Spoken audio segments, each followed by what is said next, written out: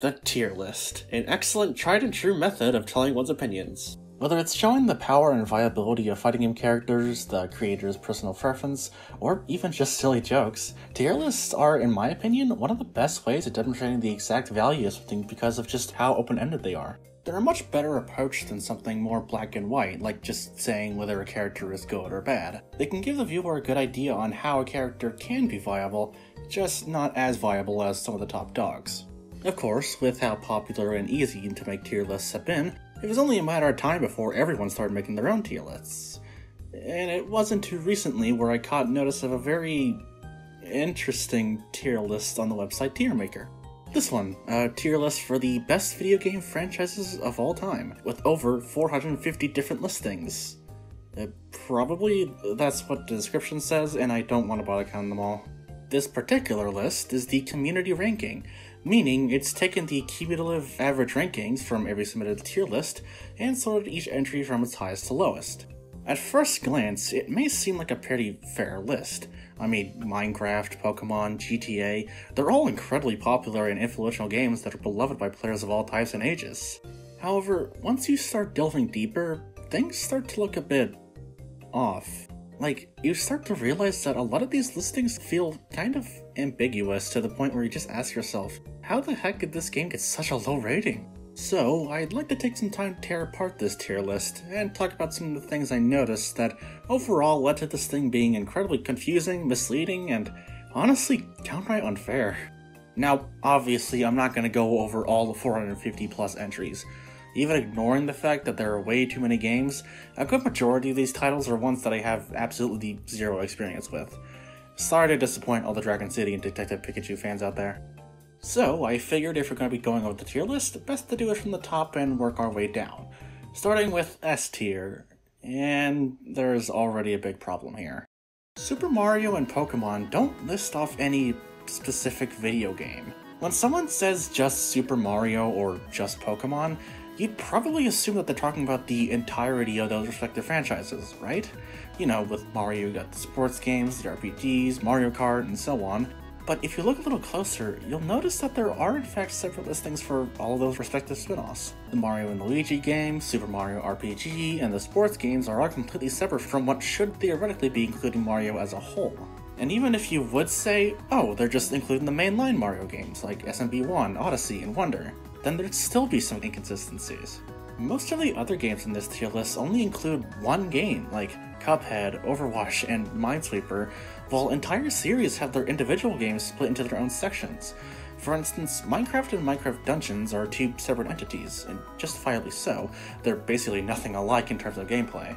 This differentiation between each individual game makes it easier for the person making the tier list to tell whether or not an entry is talking about base Minecraft or one of its spin-offs.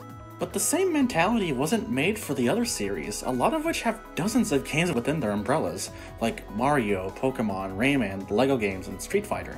Honestly, Rayman 3 is nothing like Rayman Origins or Legends, or even Rayman 1.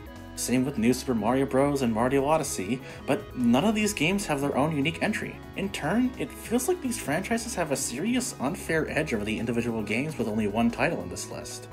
Think of it this way. If you walk up to someone and ask them what they think of Mario Kart Super Circuit, their answer is probably going to be completely different than if you ask them their opinion on the Mario Kart franchise as a whole.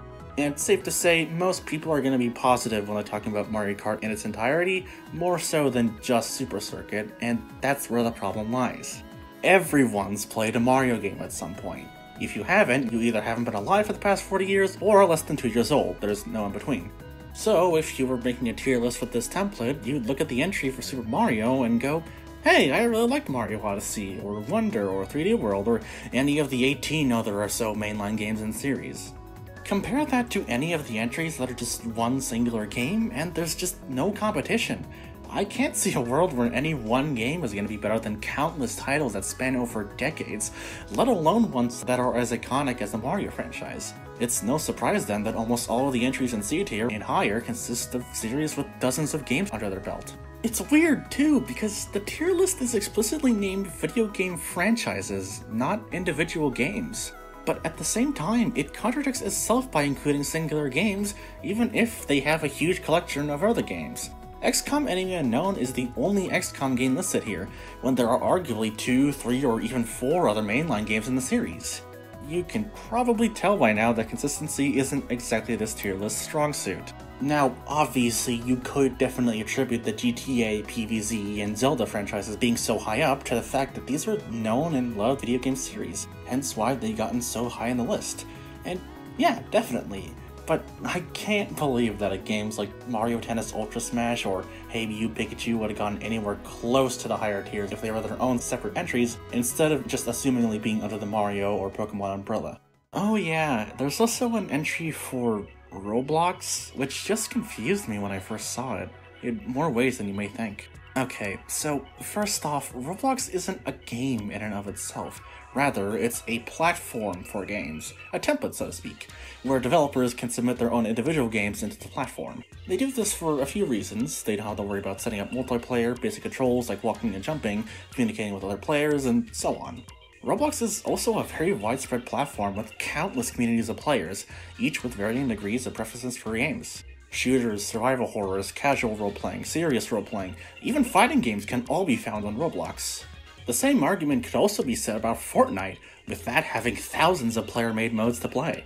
You could also argue that VR chat is more of a game platform or a hangout space in a similar fashion to Club Penguin or Animal Jam. Dreams is also here, and that's basically just Roblox but far more complex, and look, I don't want this side tangent to go any longer than it needs to, so let's move down the list to the very bottom and talk about this section. Oh boy. I really don't understand why people do this in tier lists. Like, the entire point of an actual tier list is to, list your opinion on certain entries or characters.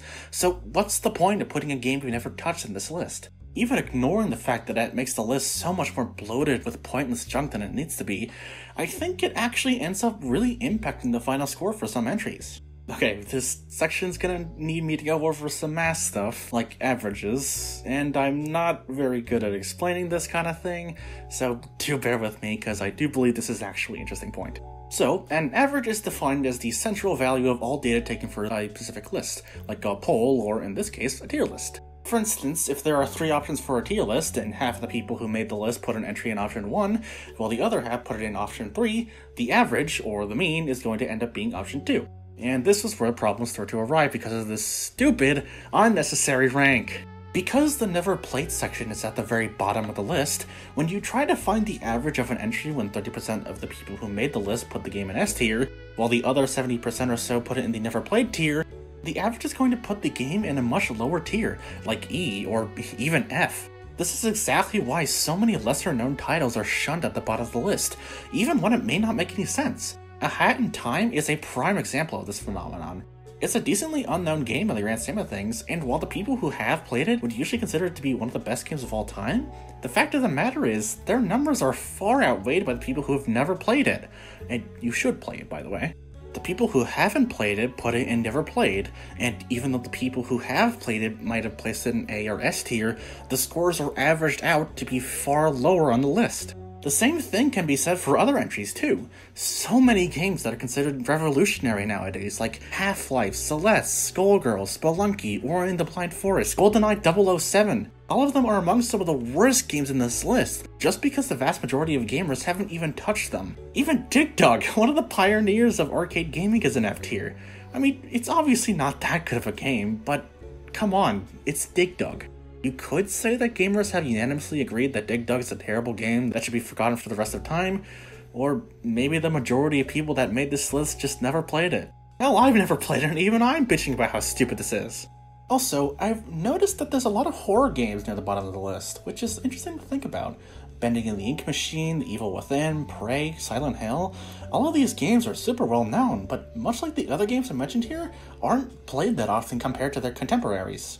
I think a big attributor to this, though, is because of YouTube, believe it or not. Let's Play videos on horror games are insanely popular, and I think a good majority of the people who play these games say something like, oh, I've already seen my favorite YouTuber play this, so no reason to do it myself, right before they put these games in the haven't played tier. And I think I've already explained enough why this tier is so flawed. Interestingly enough, Five Nights at Freddy's is listed way higher, sitting at a comfortable C tier, but if you ask me, I think it's just an exception rather than an example. Its popularity has a lot to do with the ease of access their games have, in my opinion. A single FNAF game was like $5 on Steam, and clicking a few buttons for 6.5 minutes is a lot less demanding than managing scarce resources in games like Prey. So, yeah. Hopefully my half-assed attempt at explaining that to you has given you a good idea on just how flawed this whole list is. The moral of the story here is to just not force yourself to add entries into the list when you have no actual knowledge or experience in them. If you're making a tier list on what you believe accurately lists how good each game is, why would you include games that you've never even played before? I don't know, maybe I'm overreacting, but I just never got the mindset that you absolutely need to include every entry in a tier list as broad and widespread as this one.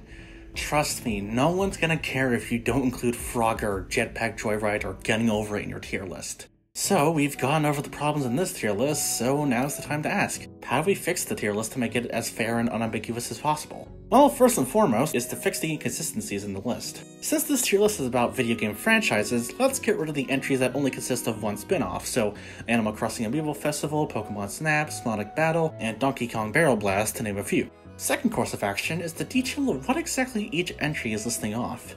For instance, the Super Mario entry should only include the mainline Mario games, so the original SMB, World, 64, Odyssey, Wonder, etc. You could even be more specific and split up some of the entries. For instance, Super Mario could be split up into the 2D Mario games and 3D ones, ditto with Sonic the Hedgehog, and XCOM with its modern titles and classic titles being split up, because honestly, they're completely different games with just the same name and theme. Third is to exclude the games that act more like platforms for games rather than standalone titles, so no more Roblox or VRChat.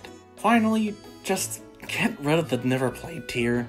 It's unneeded, makes the list so much larger than it needs to be, and completely fucks with the averages to make lesser known games unfairly placed in lower tiers. If you haven't played a game on the list, just don't put it in.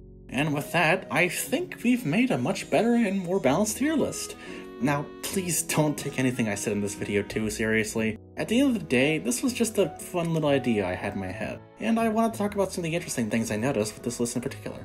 And of course, don't feel bad if you did any of the things that I mentioned here. Again, this video isn't meant to be inflammatory or anything of the sort. Aside from that stupid never play thing, that kinda irritates me, to be honest. Either way, I hope you all enjoyed going through this list. It was a lot of fun making this video and coming to my own theories on why this thing is just so bizarre.